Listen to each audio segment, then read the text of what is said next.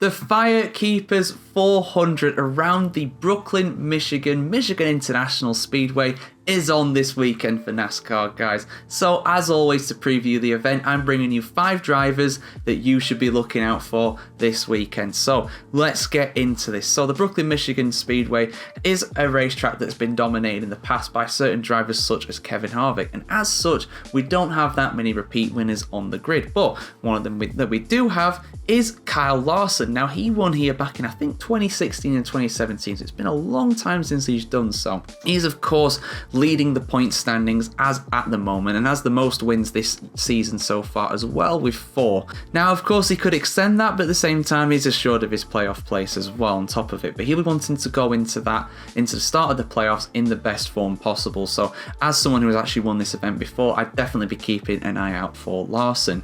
Next up is Chris Buescher. Now, he won the race here last in 2023. Now, on top of that as well, he has not won a race this season either. So to be short of a playoff place, he's going to have to win in these last few races. He could, of course, make it without that. Some good finishes will definitely help there.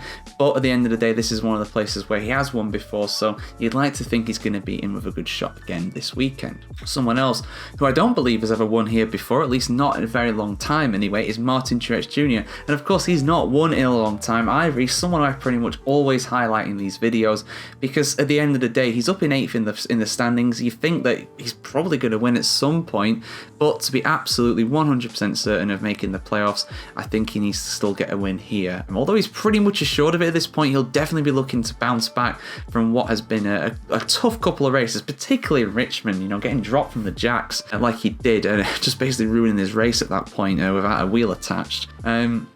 Someone who is definitely more at risk of not making the playoffs, though, is Ty Gibbs. Someone else who has never won round here before, and he's also not won this season either. So I'd definitely be keeping an eye out for him, although it's not been a good couple of races for him in the last few races at all. I mean, he got a third place at in Chicago, but since then it's been 27th, 23rd, 22nd. You know, he's not really looked like getting good points at all. But if there's somewhere he could get a good result, I'm sure he can manage it around here.